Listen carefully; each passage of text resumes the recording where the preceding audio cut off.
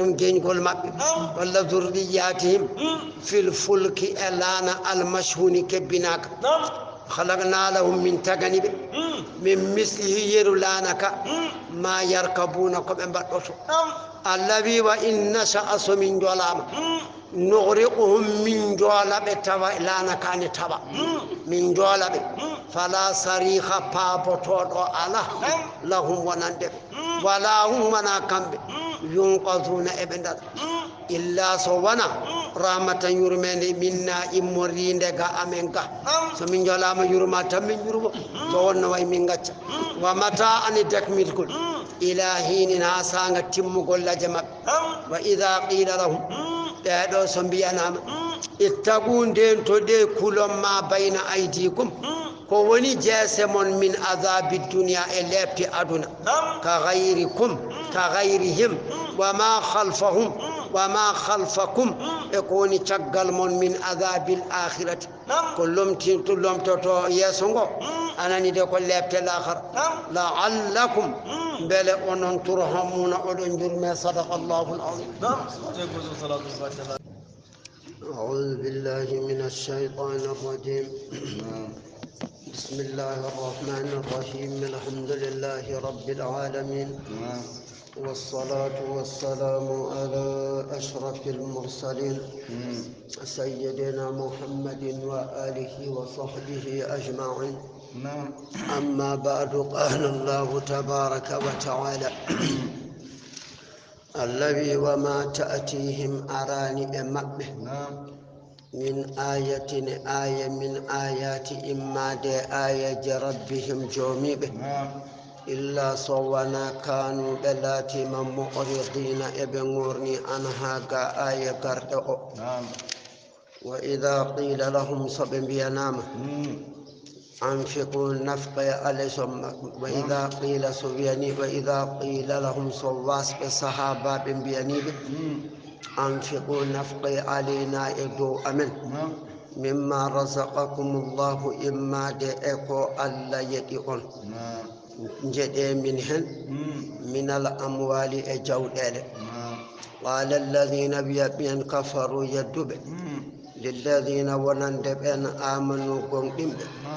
استهزاء سبجل كد بهم أمب بنبيا أنقم مت من يمنا من أمم لو يشاء الله سؤال جلام أطعمه يمنا نزلت آية أوجبي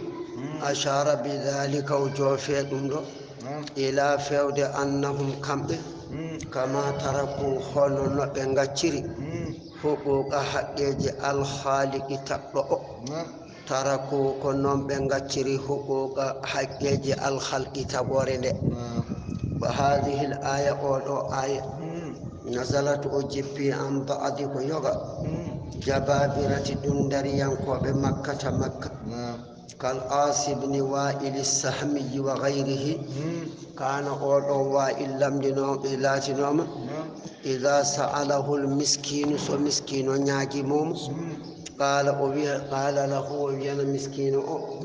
اذهب يا إلى ربك فودي جومه فهو جومه أولى مني بك بركم هاندو دي أما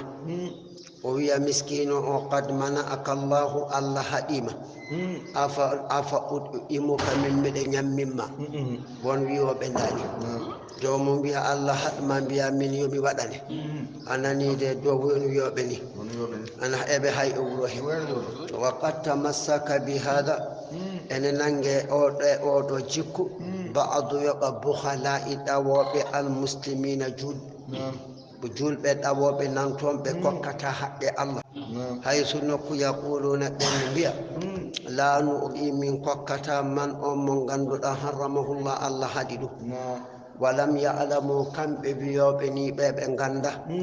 أن الفقراء واسب يحملون إن دولو زادا جوباري الأغنياء أنني دي ألدب للآخرة ونند الآخرة ولولا الفقراء سن ونان واسب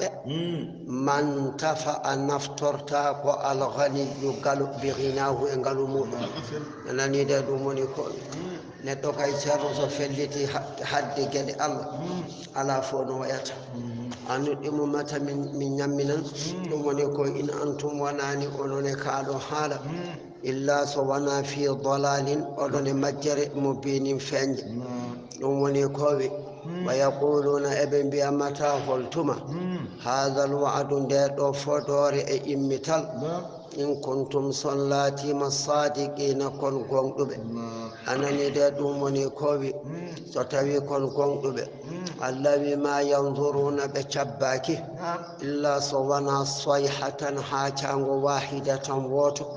ɗum woni wuttango israfile buutufal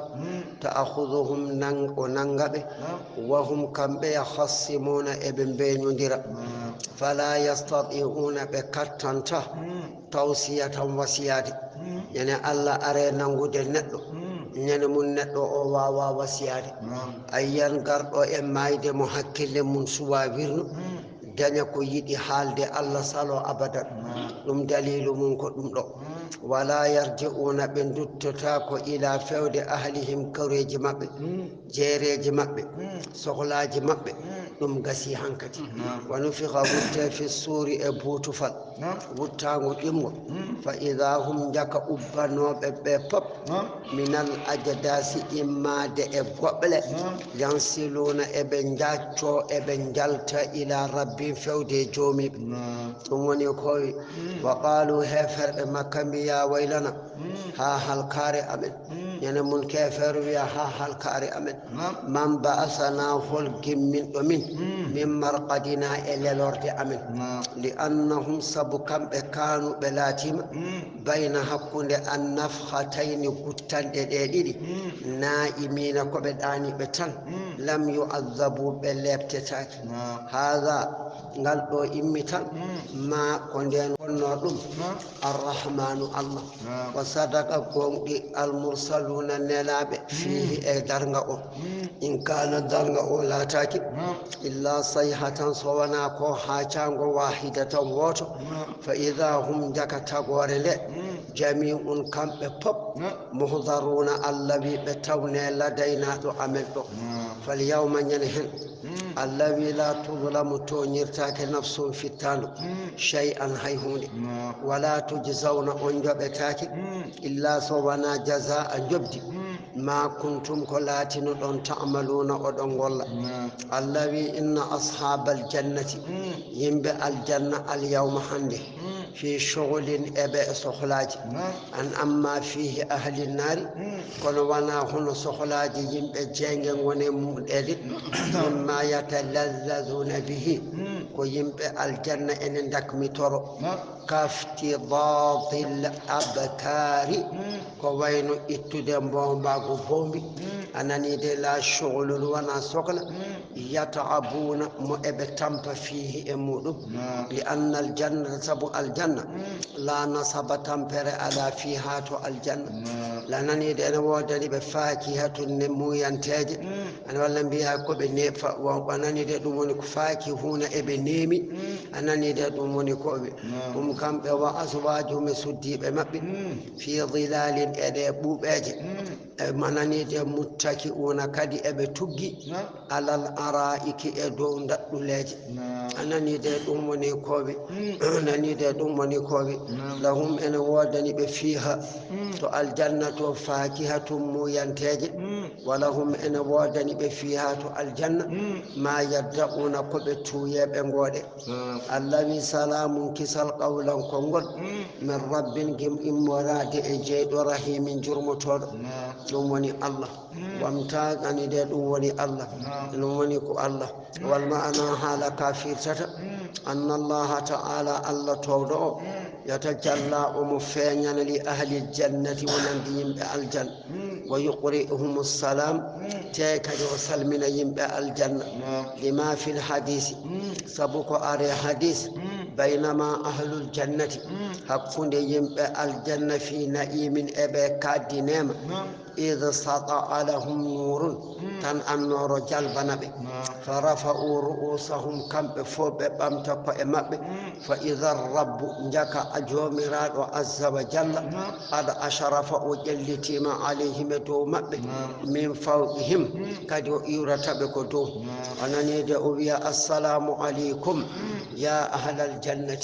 الله خورم بيني فلذلك قوله تعالى سلام قولا من رب الرحيم فينظر إليهم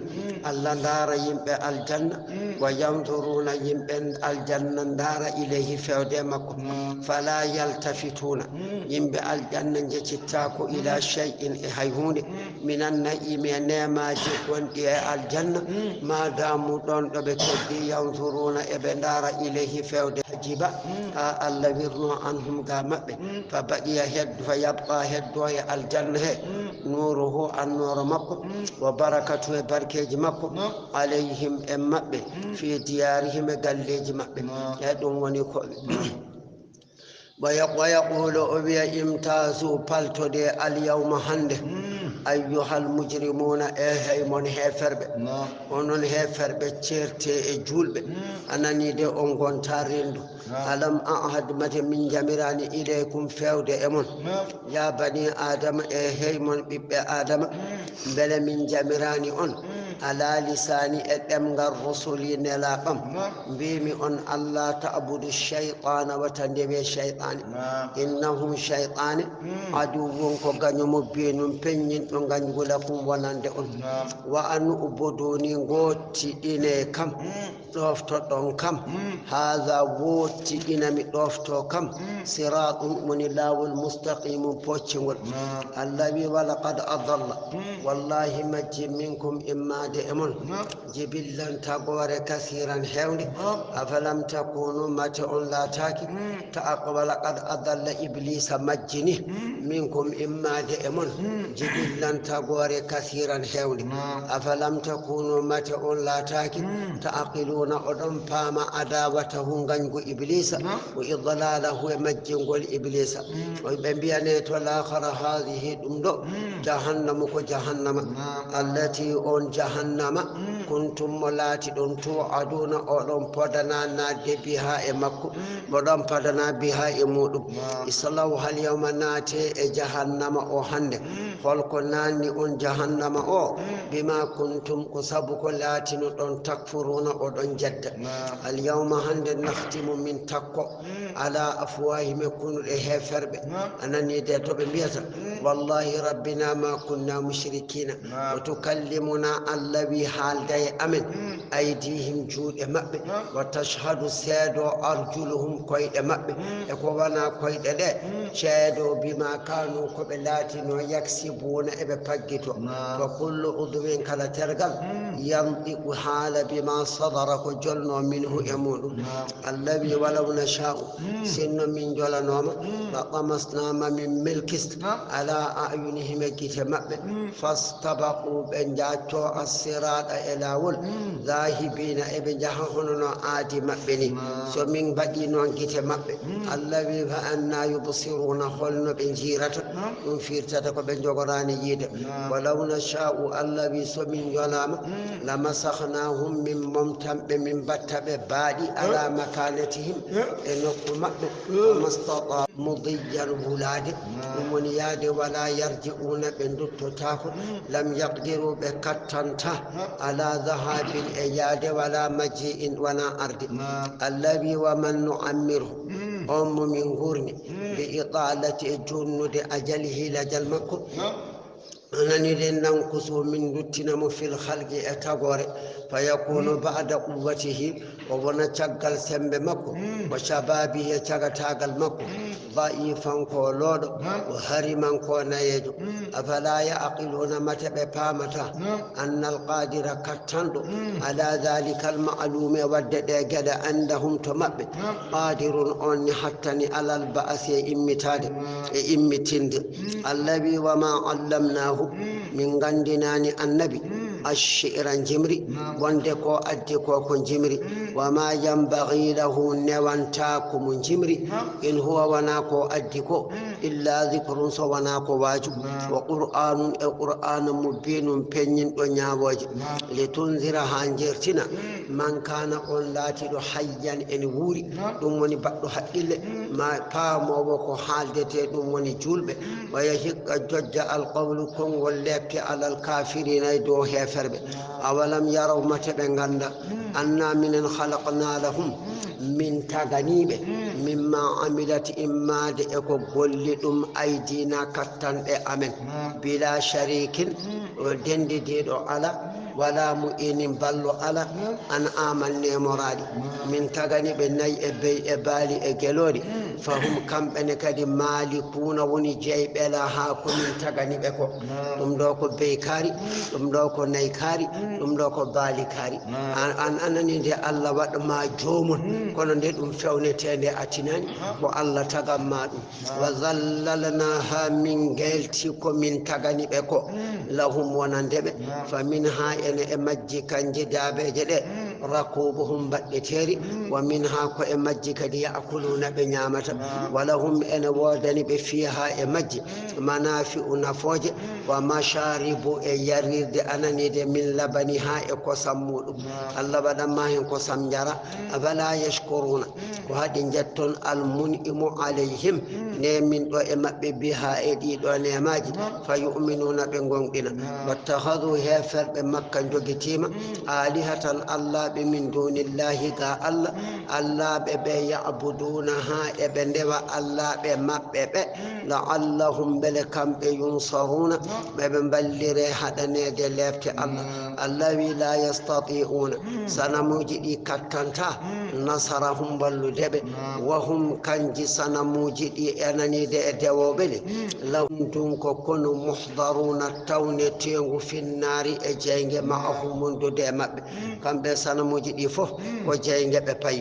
الذي فلا يحزنك عن محمد وتسنين قولهم كونغول مب وند اوانا نلالو الله إنا من نعلم من غندي ما يسرون كبچودتا وما يعلنون كبپنينتا الذي أولم يرى مت عنده الإنسان ندو وني عاص بن وائل أنا من خلقناه من تجيم من نطفة إما دئتبر مني أن صيرناه من بطي مشديدا كوتي قويا تشمبين فإذا هو لك أو عاص بن وائل خصيم كوتشت بينو ديغال أمن مبين بينين وأنني دي تشاتين وضرب لنا الذي أودل من مثلا تندد في ذلك يدد إمثال تي الذي كبري هاونادي ونسي كانكو عاصب بن وائل ويجتي خلقه تغمكو الله تغريمني ما تو يجتي قال كانكو عاصب بن وائل أوي من يحيي العظام والبعض ورتين ديال وهي توجيان غرمي من انغربي ربيا حبرام أنه أو عاصب بن وائل أخذ أبامين عظما إيال الرمي من تبتغل وفتته ومني إيال غليس ونلالو الله وقال للنبي صلى الله عليه وسلم وبياني نلالو الله أترى علي وند يحيي الله الله لواي ورتين ده هذا دمدو بعد شغل ما بلي والرم عند ربي رناني الله نباي فيوني دلم فقال صلى الله عليه وسلم نلالو الله بمنعم أي تكري الله هذا تادون دي ويدخلك ونان مانكاي النار جيد الذي نلال الله بيقول محمد بيمو يحييها إن فيوني تجيالغال إن ورتنا جيالغال الذي أن الله أنشأها تبنو دونغال أول مرة تو أروان دلاول باودو يالتين دي جيال إندر تبري مني ngal diyal artirde dum ko tiidi tabul no kebana hunde tinni aw wahawa kanko Allah alimun ko kando bi kulli shay'in kala hunde alladhi on Allah ja'ala lakum badando on min ash-shajari imma de lekki al-akhdari ke cinaran jeng fa idha antum jaka onon tuqiduna odon kubba minhu imma de lekki dum do ko dalilu tindinorgal anani de dum woni ko wi anani de e kabaru مثل فإنه كانكو الله جمع فيه ورندين لكه بين الماء حكون اليوم والنار أجين والخشب إلى فلا الماء وننديم لم يطفئ النار إن يفجين تهرغ إنه الخشب لكك أوليس الذي أوليس الذي لا تاكل خلق تبرأ السماوات أسمانوج والأرض إلي بل وناخون تبرأ أسمانوج إلي أمونغل أسمانوج إلي بقادر أن حتى على إدو أن يخلق أن تغفر مثلهم خنم بهم بلا جابوا المنكو أي وهو الخلاق اللون تقرهون دفف الأليم قندرهون دفف إنما أمره أي كبار مكو إذا أراد سويد يوند شيئا هون أن يقول له كند وينتقو يوند كن لا فيكون لا فسبحان سناد وطني الذي أن الله بيده موني كتن من ملكوت لامتر كل شيء كلهون وترجعون أولندتين في الآخرة والآخرة إليه فوديمكم سورة الصافات مكية 182 آية بسم الله الرحمن الرحيم بسم الله كو إند الله الرحمن كو إند الله الرحيم كو إند الله الذي والصافات ميوندري ملكاجي أنني دي برتوجي بيبجي من الرقونديرغول أنني دي واللنبيا برتوجي بيبجي من سانغاني بنجتتا بيتالي جيابي الله أموني كومي صفان الرقونديرغول إن إلهكم دوتيدو من لواحدون كوكوت فالزاجرات ميوندري ملكاجي تبوجي دولي زجرا إسوغوغول إن إلهكم دبتادو من أنم مكانابي لواحدون كوكوت فالتاليات الذي ميوندري ملكاجي ترسلت جنغوجي قرآن ذكراني جنغوغل إن إلهكم دبتادو من أنم مكانابي لواحدون كوكوت قدو على رب السماوات جيدو أسمانوجي والأرض إلي وما بينهما يكون حقون أسمانوجي إلي والرب جيدو المشارق فننجي الذي إنا من زينا من شنكره السماء الدنيا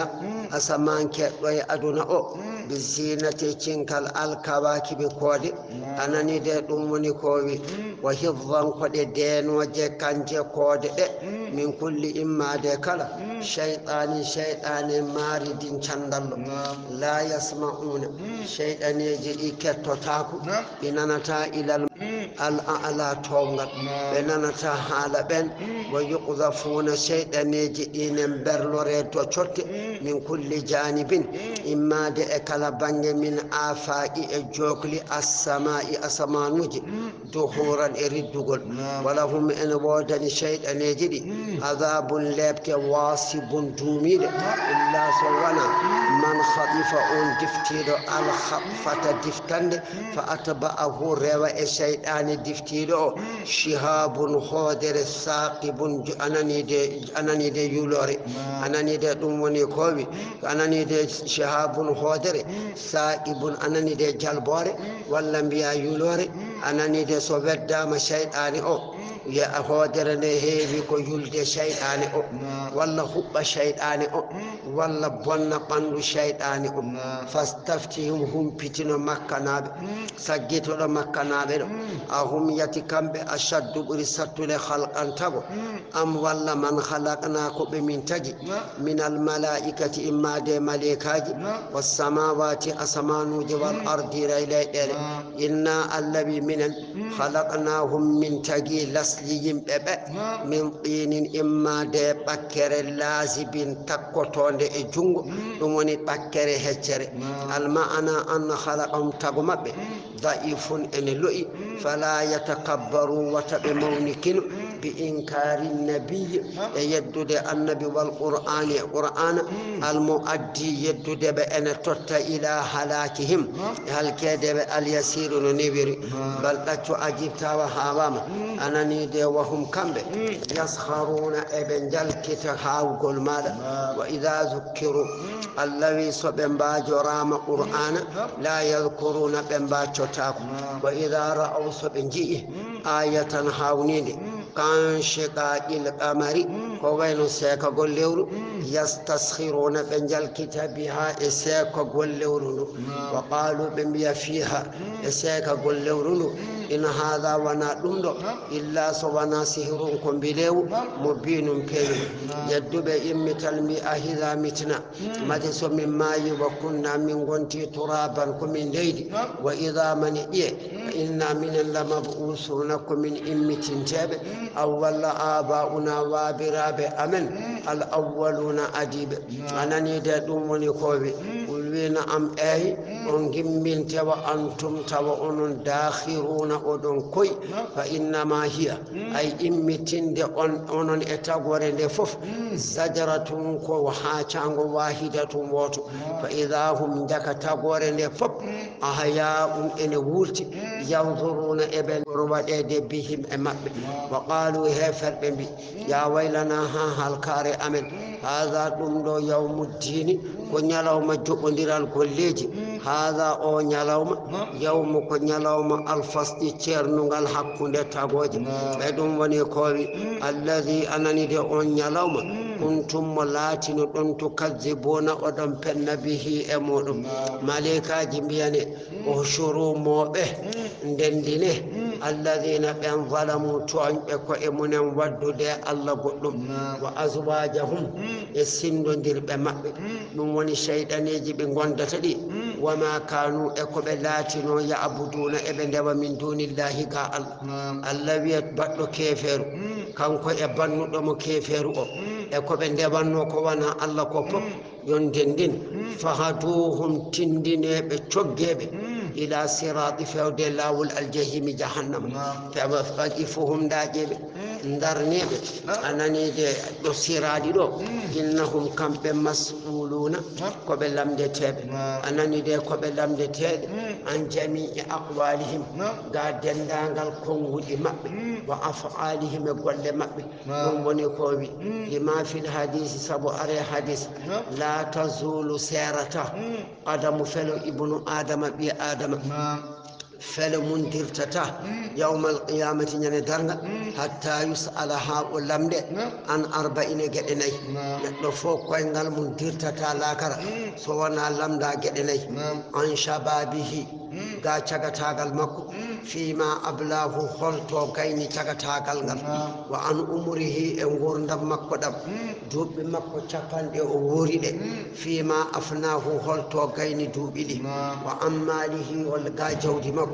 min ayna iktasabahu holto faggi jawdindi wa fima anfaqahu holto nafqi jawdindi jawdindi holno ndi hebira taggande ndi heba anani de holto ndi wada wa an ilmihi e gandal makko madha amila bihi holko golliri gandal ngal neddo fo anani de koyngal mun tirtata jango sona lamde dade do gede ni wonno Allah wiri malakum ben biyane malakum ko dani on la tanasaruna ballondirta hande baldacuhum kambe al yawma hande mustaslimuna ko be jebbilibe wa aqbala huccita ba'dhum yaga mabbe ala ba'dine dow yaga yatasaaluna e be lamdondira e be beñondira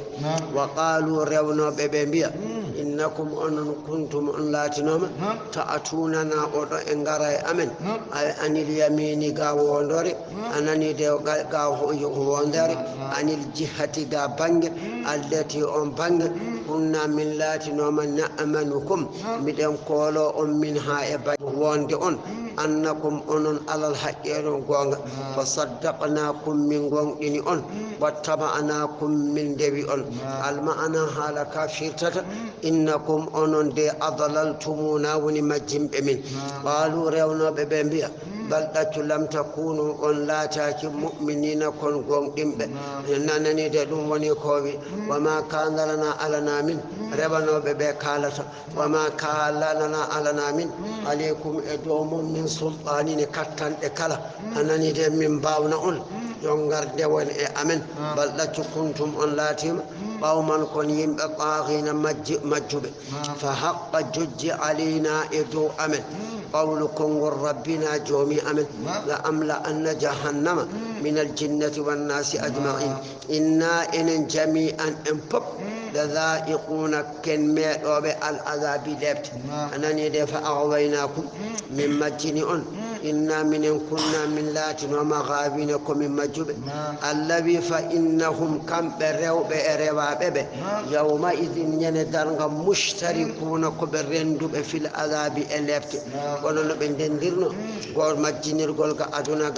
إنا من نفعل من أنبدا بالمجرمين هيفر بكذلك ولن من بدرن بيروني إنهم كم ببيرو كانوا بلاتنوما إذا قيل لهم صبن بيانا نوما لا إله إلا الله يسنقل أكون حال نوما يستكبرون بمونيكينو ويقولون بيانا لا أهنا يتمنا لا تاريخكم من أبواب آلهتنا الله بأمن لشائر بتجمو مجنون كانغال أنني دبومني نلالو الله الذي بلدتو جاء من بيتون كانغال أو أدي بالحق قوان وصدق قوان المرسلين نلابي الجائين أدو به قوان وهو قوان أن لا إله إلا الله إنكم أن لذائقكم ميدوب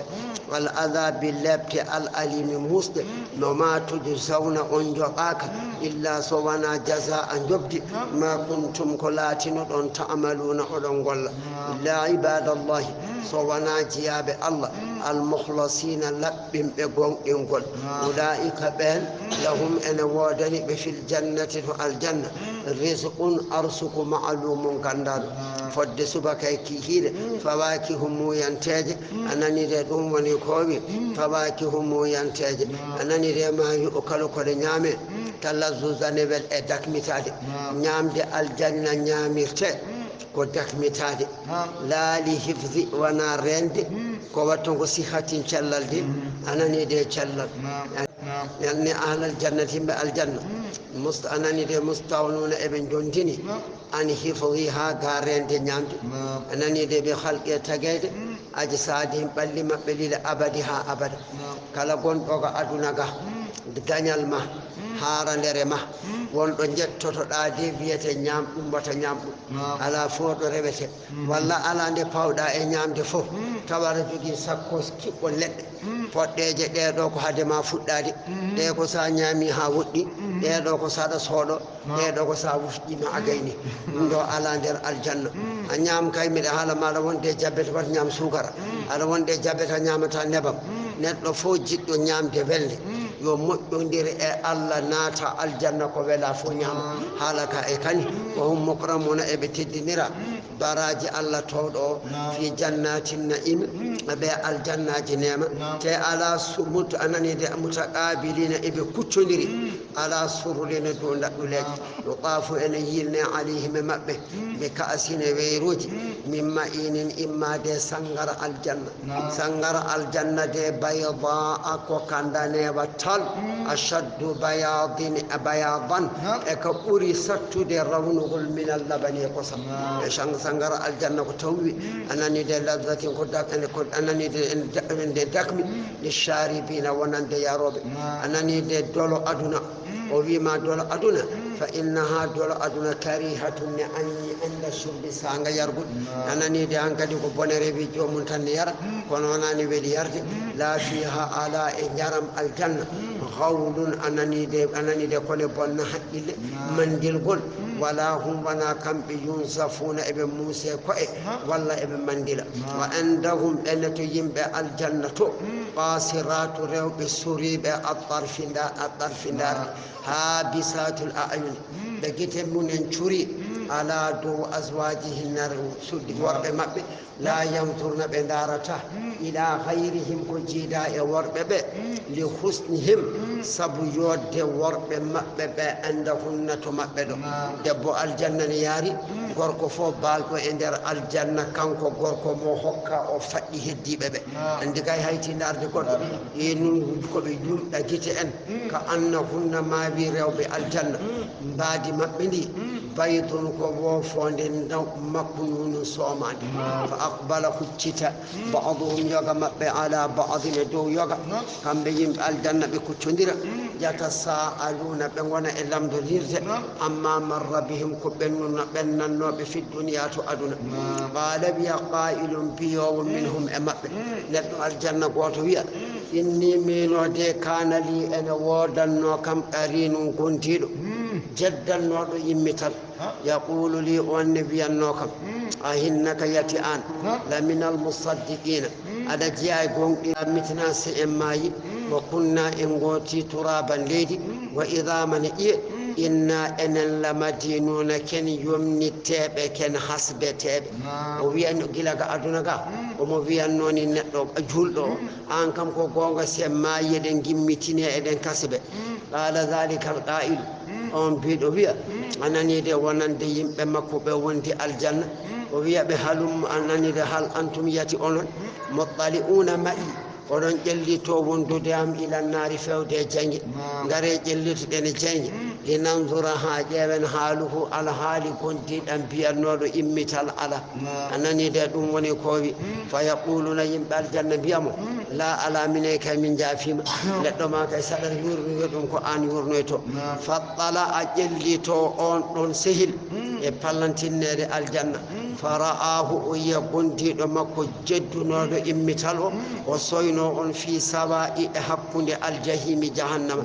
qala lahu o wiyana on tashmitan sabu jalkidde on tallahi barke allah in kitta a ɗeɓi la turdini aɗa halkira kam majjingol maɗa walawla ni'matu sinno wanano nen rabbi jomam alayya e dow am bil imaneji wondemi ananide limanagal la kuntuma mi laato hande min al muhdarina miɗe tawda ma aka wondude ma finnari to nder jeygue to wa taqulu ahlul janna yimɓe aljanna gona e wiide afama nahanu wona enen bi majjitina eɗen maya illa mawtatana sowona mayde men al ula adanere en certe mayde kay wama nahanu wona enen bi mu'azzabina ken lebteteɓe ananide ken lebteteɓe ananide ɗum woni kowi inna hadha alladhi dhukira li ahli aljanna ndeɗo hunde jangtanade yimɓe aljanna lahawal fawzu ɗum de woni malu al azimu mangu li misli hadha ko yeru hono ɗum ɗo falyamal yo gollu al amiluna golloɓe neɗɗo kay ceerno hono ko yimɓe aljanna keɓata ko gollowo yo gollu heɓa hono mum ɗum o nanide ɗum woni ko adhalika al madhkuru ko jangtala hum wonande yimɓe aljanna hayrun ɓuri moƴƴude nusulam tawtari kano ɓuri moƴƴude tawtari am walla shajaratu ko lekki azzaqu min mbiyeteki ndani ya hoto ananide azzaqu min mbiyeteki ndani kiɗo lekki ki heblana ko yimɓe jahannama wahiya lekki ki min abhasi shajari eki lekki fof kanko ɓuri mettude yiide kanki ɓuri haadde allah ne funnaki hakkude jahannama ɗon ki yaltata inna allah wi minen ja'alnaha min mbaɗi lekki ki fitna tan koki jarribuya lil zalimina wonande heferɓe id qalu annaru turiqu shajar fa kayfa tumbituhu nden lekki ki haalama e dow maɓɓe heferɓe makka mbi lekki jeyge hewno kay ko huɓɓude lekki holno jeyge wonirta lekki fuɗa hakkude muɗum ɓe mbirandani allah wi innaha lekki ki shajaratun koki lekki tahruju eki yalta fi asli e nanide e les jahim jahannama qa'aru jahannama ha les jahannama awsano ha anande cate makke tartafi wene ɓamti ila darakati ay bangeji jahannama fof ɗal'u ha piindi makke so piindi makke ka annahu mawi piindi ɗi ru'usu ko ko'e ashayatini bolle hunde fof ɓuri mettude yiide ko hoore boddi kanke lekki ki piindi ndi nahum kamɓe heferɓe la akiluna koɓe ñamoɓe min ha e makki sabu sattude heege maɓɓe koɓe ñamoɓe e makki fa mali una min ha koɓe hebbinoɓe e makki albutuna deedi summa inna lahum ene wodaniɓe alayha e dow makki caggal nde ɓe ñamiki la shawban jaram min hamimin immade e pasnira ɗam jahannama so ɓe jari ɓe ɗeɗɗo so ɓe deɗɗima ɓe darta ndiyam yo ɓe gaddane pasnira ɗam jahannama hay ɗum jomum ne ɓooya ɗeɗɗade micittako ko ndiyam tellinta ɗum caggal mum micito summa inna marji'ahum ruttorde maɓɓe la ilal jahim fewti koto jahannama ƴew tan oɗo bone ɓe gona e mum caggal mum ɓe jaha jahannama nde wonno weendu nduɗo ndu woni ko boowal jahannama innahum kamɓe alfawɓe tawa aba'ahum waabiraɓe maɓɓe dallina majjuɓe fahum kamɓe yuhra'una eɓe jacco eɓe ala asarime batteji ɓen allah wi walaqad dalla wallahi majji qablahum ko adiɓe aksaru ko ɓuri hewde al awwalina adiɓe walaqad arsalna allah wi min neli fihim e maɓɓe mundirina jertinoɓe fanzur ndar kayfa kana kono laaturi aqibatu battande almunzarina jertinaɓe illa ibadallahi so wona jiyaɓe allah almukhlasina laɓɓinɓe gonɗingol fa innahum ɓen najuɓe daɗi min al adabi e lebte li ihlasihim saabu laɓɓinɗeɓe fil ibadati e dewe allah aw walla li anna allah ahlasahum o suɓimaɓe laha wonande dewal allah ngal allah wi walaqad nadana wallahi noddi min nuhu wi rabbi inni anni maghlubun fantasir annuhu wini allah wi fala ni'ma tari allah ne wi hoore mum fala ni'ma tari almujibuna lahu notantoɓe nuhu anani kam allah o noddi allah wi tare nototoɓe ɓe anani ɗum woni ko wi wa najjaynahu min dandi nuhu wa ahla wa koreje makko min alkarbi e sunnu al azimi mango wa ja'alna min baɗi zurriyatahu geñgol nuhu humul baqina ɓen goni heddiɓe fannasu yimɓe kulluhum kamɓe fof min naslihi alayhi salam ɓe jalti koye annabi nuhu e ɗum woni koɓe anani de ɗum woni koɓe wa tarakana min keddi alayhi e nuhu sana an mantore hasana moƴƴere fil akhirina ɓe aroɓe caggal makko annabaɓe leƴƴi ha ñande darga salamun kisal min na gimmoringal ga amen ga ala nuhin yo woni nuhu fil alamina e windere inna minen najisi miɗen joɓa almuhsinina allah kadhalika hono no min joɓiri ɓeɗo ni innahu nuhu min ibadina o jeeya ko e jeeyaɓe amen almuminina gonɗinɓe humma refti agraqna min jooli al akharina woɗɓe ɓen allah wi wa inna min shi'atihi ene ananide ene e rewɓe e makko e kabaru dinela ibrahima annabi ibrahima ananide wa in tala zamanu hayso aduna juuti baynahuma hakkude nuhu annabi ibrahima wa huwa hakkude maɓɓe alfani wa 640 sana ko duuɓi ujunnaje ɗiɗi e temedde jeegom e capannayyi ndungu woni hakkude annabi nuhu e annabi ibrahima wa kana baynahuma ene lombi hakkude annabi nuhu e annabi ibrahima lombi ɗon ko annabi huudu e annabi salih id ja'atuma ndew addi rabbahu joomiko bi qalbin e ɓernde salimin hisne ga sikkitade allah id qala tuma nde o wiyanta li abihi wonande ba makko wa qawmihi e yimɓe makko maada holnde hunde ta'buduna ndewoton a hifkan mate ko ananide sanamuji alihatan allah walla ananide a hifkan mate ko sanamuji alihatan allah bi dunallahi ga allah walla mbiya a hifkan mate ko fenande ko fepindande alihatan allah ɓe min dunallahi ga allah turiduna woni ko muyoton rewde fama zannukum hol jikke mon bi rabbil alamina e jeyɗo tagore in abbattum so ngoodi rewde gayrahu ko jiida e makko annahu wonde allah o yatrukukum omo acca on bila iqabin sabu tawa lebte ala wa kanu yimɓe annabi ibrahima laatinoma najjamina anande koɓe anduɓe koode fa haraju ɓe jalti ila idin fewde julde lahum wonandeɓe wa taraku ta'amahum ɓe gacci ñamde maɓɓe enda asanamihim to sanamuji maɓɓe zaamu eɓe ngaaƴi eɓe mbiya attabarruka barkinade alayhi e ñamde nde فإذا رجعوا سبن دتيما أكلوه بنيام نيام دد أنني ده وقالوا للسيد إبراهيم بينكو إبراهيم اخرج يلتم أنا وندد أمن فنظر إبراهيم داري نظرة دارا في النجوم إكود فقال إبراهيم بيبي إني من دي سقيمكم من يود فتولوا بندنتي عنه إبراهيم بكتشتو جولد مبتو مدبرين بكوكي متشغل فراغ إبراهيم أوني إلى آلهة فود الله بمب وعندها الطعام نعمت ببرنو فون سنة موجدة فقال إبراهيم بي سبو جلكد سنة موجدة إن ألا تأكلون متى نعمتا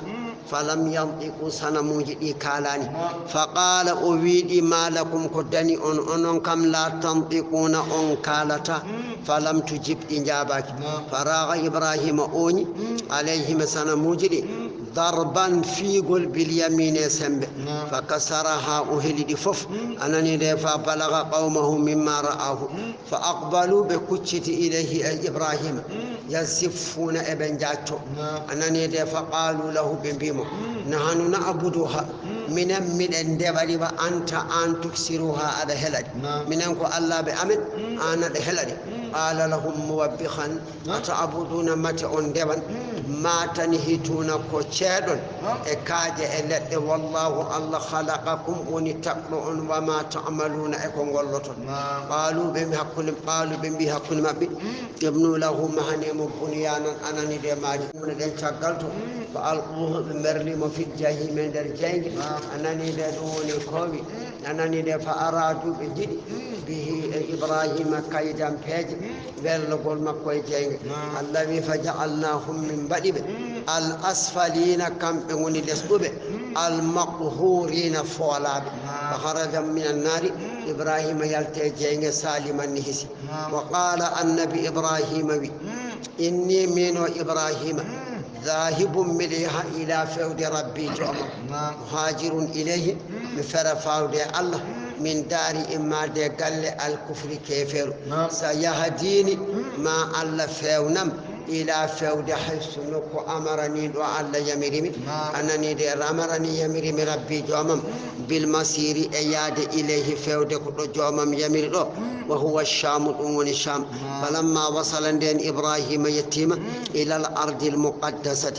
قال إبراهيم بربي جمم هب لي حكم ولدا بدو من الصالحين جاد ومجب فبشرناه من بلت نرمو بغلام اتشك للحليم كونج المنيل فلما بلغ ديسك أوهبتي معه وندو دي مكو السعي يادو بأن يسعى معه وواتيادو دي بدو ويؤينه بدو أوني فلمو قيل بيام بلغ بدو هبي 7 سنين دوبي جديد وقيل كونغول بي ألا ثلاث عشرة سنة ودوبي سبو إتتي جونين الله بيمو يعني قال إبراهيم بيا بني إيه ما بيام أيوة إني من دي أرامي في المنام أقول أني من أذبحك مده السماء من دي والله ما يميسي وأنني دون ورؤيا الأنبياء كويدي أن بابدي حقون كونغا ونانو كويدي تورب وبني نحن فينا تنصور ورمي هويدي دم هويدي ونا هنا دين كويدي وأفعالهم كل مبكدي بأمر الله تعالى كوي جميرور الله فانظر دار ماذا ترى والكون جيدا eko kalmiko qala biddo o wi mo ya abati e heyma baba if'al wad ma tu'maru ko jamirada bihi e mudum satajiduniya ada fay tawdemi insha Allah so Allah jabi min as-sabirin min jayi munbe ala zalika ko Allah yamir mako falamma aslama dem baba o e biddo o jebbilani ma yamirore Allah وطله وفك بدو للجبين اتيندم وناديناه من جونيم أي صرعه وفكم ورماه وبرليم على شقه بانجمك فوق التل دو تلتل وهو أنني الذي وهو الذي قلت تلتل هو المكان المرتفع قال ابن عباس عبد الله بن عباس لما فعل ذلك قال الابن بدو أوبيم يا أبتي إيه ما با تنو أشدد تنو رباطي كبامي نكبر تأكمني تنو أمهاتي كيلا أضطرب وتمي فرواد وي بابا أو وقفف نور ثيابك تشمتما نور تشمتما حتى لا ينتضح وتبيتشاد عليها تشمتما من جميع من شيء هنا فينقص أستأبجري براجمت الله وتراه أمي لأن ميجي من فتحزن وصنع واستهد ولو وي بابا أو ولو شفرتك لبماكي ولو كي هكي بلا تجريجي وصرا ياتم بها إلا بكي على حلقي دو قدلم ليكون هادم لا تو أحوان إن خوين علي أم كبارو كاديك ماي ودير داني بابا أنني دوا إذا أتيت سأرتي أهوتي أيه أمي تنينم فقرأ عليها السلام جتنا نينم سلمنان مني إما ديام وإن رأيت سايئ أن ترد ندتتا قميصي وتم عليها إنينم عليه هكي دم وتأو فافعل ود فإنه ياما أسى أن يكون أسى ياما فإنه أنني ده فإنه أسى ياما وتأو أن يكون لاتوتو أسى لا لها أم يوتر لهم أنيقا ويوتأو ويوتر لقانا فقال إبراهيم النبي إبراهيم بي نئمة تاري الأون بالو يا بني أنت أن يا بني يا بي على أمر الله يا مرور الله ففعل إبراهيم النبي إبراهيم ولي ما أمر به كو يمر أنني دي ابنه بيكم ثم أقبل عليه النبي إبراهيم هجته بالدعاء وهو يبكي ويا والابن بالدعاء كي يبكي ويا فلما وضع السكين دين النبي إبراهيم بدي لبكي على حلقه دو قدل بالدعاء لم تؤثر شيئا هيهون در لبكي ورنك باتين دي قدله أنني دي الله سالي فاستدها ولقيك أنني دي بالحجر هير مرتين لا بدي أو ثلاثا ولا تتي كل ذلك نفودي لا تستطيع لبكي حتى انتهى أن تقطع شيئا ندكي تجته فمنئت لبكي هلا بقدرة الله تعالى أكتند الله وقيل بيام ضرب الله الله بدي صحيفة هلو من حسن بدك على هل يقدر بيدو وبنبي الله بميكو بدك فبيدو قدر بيدو أو وتلبكي ناد كون والأول كونغول كاتنغول أبلغ بريتند في القدرة الإلهية كتند الله وهو كتند الله من الحديد ko hadden jamdi ani lahmi gatiw Allah ne way wadde non dum buri sellude Allah walli norta ko Allah hay hundo walli torta ko no hidirni ko non ta fa inda zalika on sanga qala al ibnu biddo obima ya abati ehe ma baba kabbani marbam li wajhi e dow yasam oy baba o yo hippumo ala jabini do tindam on tipi moy tinde mudum anani fa innaka an idha nadarta fi wajhi sandari ya sam go tan de rahim tan ya yurmutul dum non hippam kirsira kam caggal o wini bi baba anani de fa adrakta ka hippuma ra'afatan yurmende hebma faade am yurmende tahulu dum falo bainaka hakune ma wa baina amrillahi hakuni yamirore am anani de wa ana min anzuru minna min dara ila shafarati fewde lekki elabiki fa ajasa ami yenko minha elabiki kono sa hippi kam dum kam miyataki anna yata yasa anani de dum woni ko minha fa ala zalika ibrahim wadiri non summa wada as-sikkin ibrahim wadi labiki ala qafahu edo hoddu biddo fan qalabati anani de kibagniti wa kisali fanudi wa nodda ya ibrahim qad saddaqta ru'ya gelle men Allah enen sembi amen badono dum den ande ten jidam wana taynahu min gawnimo an ya ibrahim هيما إبراهيم قد صدقت أقوم الرؤيا كويدون لما أتيت به كونغدود بما مما أمكنك كونيوالما كوكايا ودي من أمر كبار الذبح كرسي أدم ونيكوبي نجزي كذلك هنا إنا من نجزي من أنجب المحسنين مجنب كذلك هنا من جبر إبراهيم إن هذا كرسي ويمر لهو البلاء الأمني كمبتغل المبين بينغل وفديناه من شوتر بدو بذب أنني بذبهن إن جودي عظيم مونغي أنني دبيامكو الجنة إبي جودي هابيل بلورين وقابيل وبنبي على جودي كو جبريل أدني وبنبي على جودي كو أدنى تن إبي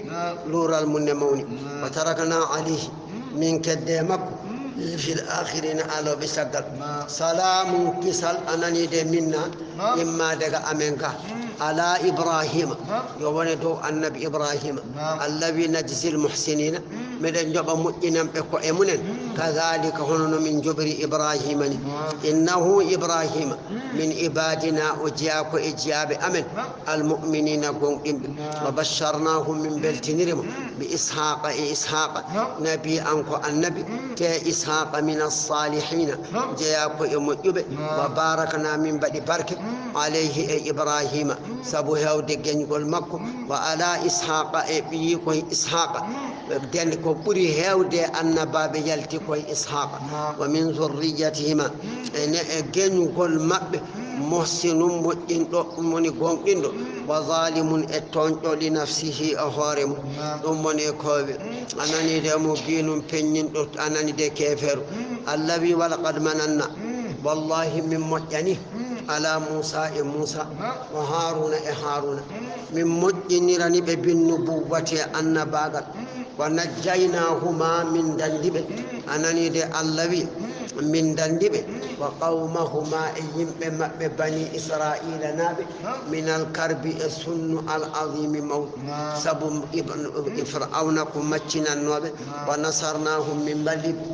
دو أيم بفرعون فكانوا ثلاثهم الغالبين كم من فول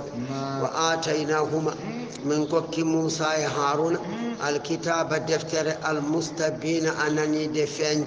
فيما أتاكو أربيه أمير من الحدود إكيري والأحكام أنياوج وغيرها وهو التوراة وهديناهما من بين موسى هارون الصراط الله المستقيم بوتشنغول وتركنا من كد عليهما إمام في الآخر سناء من تور حسنا مؤجر سلام كسل منا يؤم مرادك أمنك على موسى يوني موسى وهارون إنا من النجس المحسنين مدم جب مؤجنا بكو إمنن كذلك هنا من جبر موسى هارون إنهما موسى هارون من عبادنا بنجاك إجياب أمن المؤمنين قوم وإن إلياس ودو إلياس لمن المرسلين وجاك إن لابد أنني دون ونكوبي وجاك إن لابد أنني دون ونكوبي إلياس جاك إن لابد منني دلا أنني دوا إلى بيامه هو ابن أخي هارون أخي موسى وقيل غيره أرسل ونلام إلى قوم فودئهم ببعل بك ونواهيها أصل قصته وكسيكودو قصة كما قال محمد بن إسحاق وننقودو بيري وعلماء أندو بأسير السيراج والأخبار خبروج لما قبض الله عندن الله تمي هزقيل النبي بيتيدو هزقيل النبي صلى الله عليه وسلم عظمة موني الأحداث بجدب كسر بنوج في بني إسرائيل يقول لنجر وظهر فيهم فين بني إسرائيل نابي الفساد بنند والشرك الشرك ونصب الأصنام بندرني سنموجي وعبدوها بندبي سنموجي من دون الله قال الله عز وجل فبعث الله إليهم الله نلم بإلياس نبي أنكو النبي وكانت الأنبياء لا تيما النباب يبعثون ابن له من بعد موسى تقل موسى عليه الصلاة والسلام في بني إسرائيل يقول لنجل بتجديد كهستين دما نسوق بنججتي من أحكام نياوج التوراة التوريخ وكان يوشع لا تيم أولو لما فتح الشام دين أودت الشام قسمها وفتش الشام على بني إسرائيل وإن السبطا لنول منهم أمب حصل قسي في اسمته فتر مب أنني دين سنم بيتيرو بأنك بيتيرو على بكة ونواهيها وهم الذين بين بؤث إليهم ونلائمون إلياس وعليهم يومئذ أنا أدوم بينهن ملك لام اسمه إن اللام أو أرحب كني أبيته وكان لام أو لاتنوم قد أضل مجني قومه يمبمكو وجبر مفرسب على عبادة الرود الأصنام سنموج وكان له صنم لام دون جينو صنم من ذهب أكن قوله جوتي صنم أو 20 ذراعا كدراج نوغاس وله أن ودن صنم أو 4 وجوه جاسني وكان اسمه إن الصنم أو بعلا كني أبيت وكانوا بلاتنهم أرفتنوا بمجر به الصنم أو وعظموه بمون صنم أو وجعلوا له ببدن صنم أو 400 ساد تمن نيدينو وجعلوهم ببدن أنني أبناءه بيرين ببدن أبناءه كبيب صنم أو وكان الشيطان لاتنهم يدخل إن النات في جوف اندر بعل صنم أو شيطان نات اندر صنم تو ويتكلم الشيطان وني حالتون بشريعة الضلالة مجري والسنة رينو بصنم أو يحفظونها بندين الشيطان حالتكو أنه قامنوا ويبلغونها بنجتنا والشيطان حالكو الناس ينبه وهم كم بأهل بعل بكة دون ينبه جابلو وكان إلياس لاتي إلياس يدعوهم إن ندر إلى عبادة الله فود أرود الله عز وجل وهم كم لا يسمعون له بنانتا إلياس ولا يؤمنون به بنقوم انتا إلياس إلا سوانا ما كان قلات من أمر يمرور الملك الأمر فإنه آمن به وصدقه فكان إلياس لاتنوم يقوم أمدر بأمره قدمك ويسدده أمفون قدمك ويرشده قدمفون ثم إن الملك إلياس مندنوك الأمر قال الأمر فوقان فون ثم إن الملك الأمر ارتد ويرتدني ويجود واشتد ست غضبه تكرمك على إلياس وقال أبي يا إلياس أبي ما إلياس كان كلام ما أرامياني ما تدعونا كنودتا من إليه فود إمن إلا باطنا سوناك فناني سوناك ميري وهم همر بتعذيب اللي ابتدي إلياس وقتله ورد إلياس فلما أحس إلياس لأن إلياس تني بالشر ورد رفضه فل لامدو وخرج ويلتي عنه قال لامدو هاربا أمدك ورجع الملك لامدو رتي إلى عبادة بعل أرود سنمون والله إلياس نبوي بشواهد دو الجبال كاجي فكان إلياس لاتما يأوي أمتكو إلى الشعاب برتكاجي والكهوف فيمبوجي وينتنوني فبقي 7 سنين وهدي دوبي جيدي على ذلك حكوني بورتي أنني دي فيمبوجي خائفا أمسولي مستخفيا أمسولي يأكل أمنيام من نبات أبسنوري الأرض ليدي وثمار أبسنوجة الشجر لدي وهم كم بهم بلام ببي في طلبه ابنارتم قد وضعوا عليه العيون أجانس سكريا والله ألنون يستره إن سوري إلياس منهم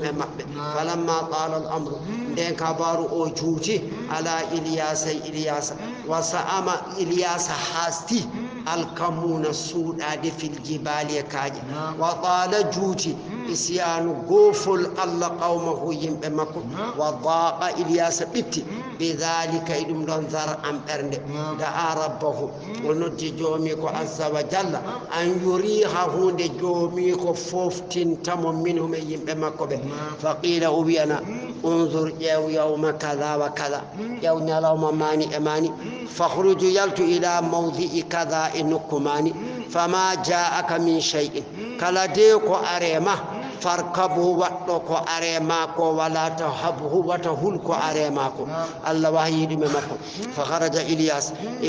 yalti wa ma'ahu en wonde makko aliyasa'u annabi biyeteluni hatta idha kana ha o yettoyi bil mawdi e nokku alladhi on nokku umira mo yamira bihi emun tan id aqbala huccite makko farasun puccu min nari ne jengi puccu jengare makko wa qila wiyama lawnuhum badi puccungo kan nari way kono jengeni hatta waqafa bayna yaday Ilyas puccungo ari dari yeso Ilyas anani defa wasaba alayhi o giddi e do makko fam alaqa bihi al farasu puccungo yaade makko wa fanada hul yasaw mo wonduno annabi petel yasaw ne noddudemo ya Ilyas e hema Ilyas ma ta'muruni ko jamirta kam fa qadhafa ilayhi verli e yasaw Ilyas bi kisaihi e wuttemun min al jawi e weeyo al ala ton wutti tompel makko tan weddi on anani de fa kana dhalik dum do lati alamata woni mali istikhlafihi lomtindemo iyahu e makko ala bani israila وكان لاتي ذلك نمر آخر الأهد ونعاد شكت به مكو ورفع الله إلياس الله بمدي إلياس من بين أظهر مكو وقطع عنه الله تجيغا إلياس لذة دكم المطعم كون نيام والمشرب كون يري وكساه الريش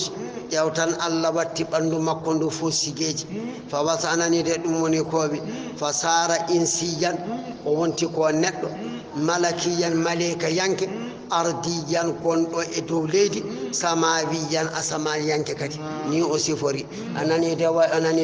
o nabba Allahu ta'ala Allah watti annabi al yasa'u odo yasa'u wa ba'asahu Allah nil yasa'u rasulan ko nelado ila fewde bani israila gol do leñol wa Allahu ilayhi Allah wahye makko anani de wa ayyadahu Allah sembinimo fa amanatu gongdini bihi e makko banu israila gol do leñol wa kanu belatinoma yu'azzimunahu ebe mawnina yasau wa anani de wa hakama Allah anani de wa hakama hukmullah nyaawore Allah ta'ala to do fihim e mabbe qa'imun en nyibi ila an faraqahum Ilyas an ila an faraqahum al yasau ha o serte mabbe wa qad a'adha Allahu alla hukki Ilyas mu'jizatun kabisaji jammatun kewdi minha ina jiyayen taskhiru eltanede aljibali kaaje lahu wonandemo wal usudu e barode wa ghayrihima ko jiiday dum do kala ko yimo darawdo wa a'adhahu Allahu alla hokkimo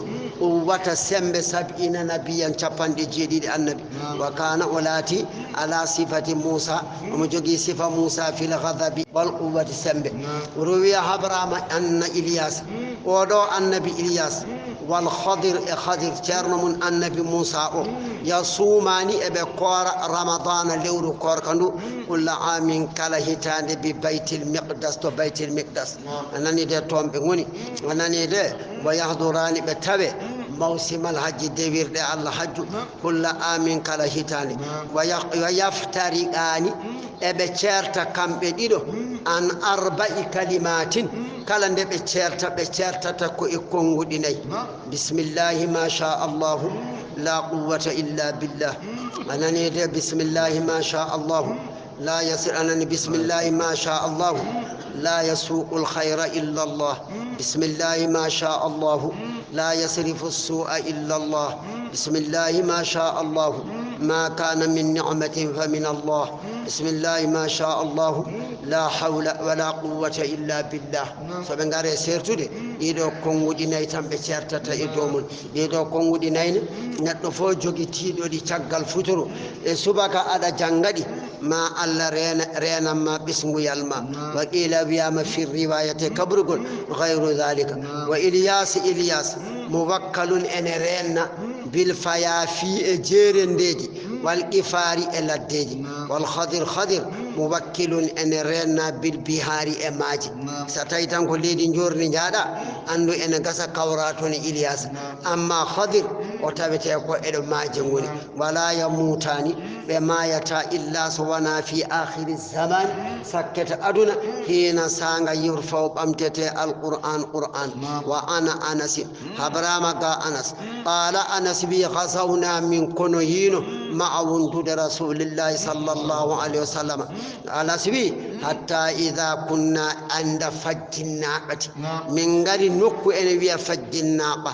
أنني دي أنس بي فسمعت صوتا ننمي داندي يقول داندي صوت أنبيا اللهم يا أن الله اجعلني ودم من أمة محمد إلين محمد المرحومة جرمانغول المغفور لها جافنغول أنني دي المستجاب لها جابنغول دعو فقال النبي صلى الله عليه وسلم نلادو النبي يا أنس هيما أنس انظر النار ما هذا الصوت هو صوتني أنس بي فدخلت الجبل ناتمت حيرته فإذا رجل تومت غرق عليه أنا غرق ثياب شمت بيت تنيج أبيض الرأس تنيج خوار واللهية واري طوله جوتي غرق ونجيمومي أنس بي أكثر أن بري من 300 ذراع تمتت ذراع ويموتي مجودين ومبرة تمتت ذراع فلما رآني أنس قال أبي أنس أنت صاحب رسول الله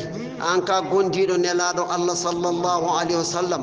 فقلت أنس بمؤمن نعم أي قال أنني دي قرق أبي فرجئ إليه رتو إن لادو الله فقرأه السلام نجنا مسلمنا وقل له بيمو هذا أودو كالو وقاو أخوك كمسيد ما إلياس نلادو الله أنس بي إلياس بي يو أنس بي وندكو أكو نن يوي نلادو الله كو إلياس حال تيمون يريد إلياس دي أن يدي أن يلقى كان فتتايما إلياس بي يدي نلادو الله وحال نكادو حال أنس أنني دون ونكوبي فرجعت دتيمي أنس بين دتيمي إلى رسول الله صلى الله عليه وسلم فأودين لادو الله فأخبرته كبر من لادو الله كغرق أو حالك فجاء أري يمشي كان كن لادو أميا وأنا من أنس معه من وندمك تا إذا كنا قريبا منه ها من قدي غرق أو تقدم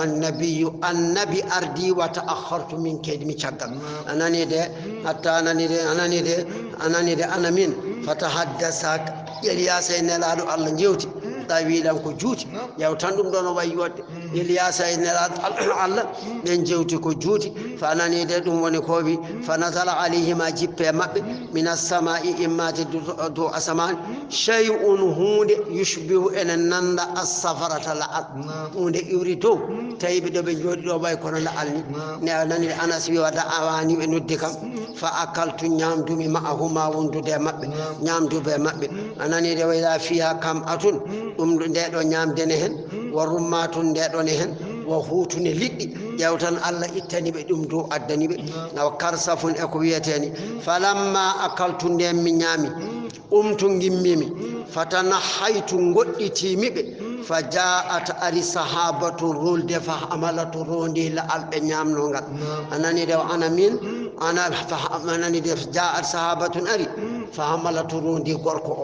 روندي إلياس وأنا مينو أنظر مدندار إلى بياض دانير ثيابه تمتمكو فيها تابي قبل السماء ديبي هوتشي دو أسمانو يدومني كون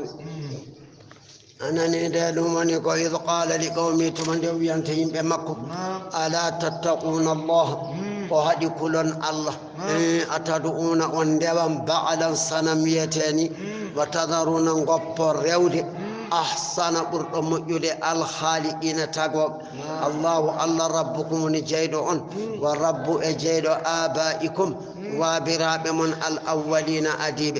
فكذبوه بفن إلياس فإنهم في النبم بلا محضرون قبتونتي في النار يجين جهنم إلا عباد الله سوانا جياب الله المخلصين لبن بأمب بقول بين أنددي وتركنا من كد عليه إلياس في الآخرين أروب تشغل مكو ثناء من تور حسنا مجر سلام كسل على آل ياسين يوني كوريج ياسين إنا من النجس المحسنين من أنجب مجب كذا مجب كذلك هن من جبر إلياسني إنه إلياس من عبادنا وجاك وإجياب أمن المؤمنين قوم الذي وإن لوطا ودو النبي لوط لمن المرسلين وجاك وإن لاب سفتر إذ تمنجيناهم من دندم وأهله يكوريج مكو أجمعين دندان المبي إلا عجوزا سوانا ريور مكو نيري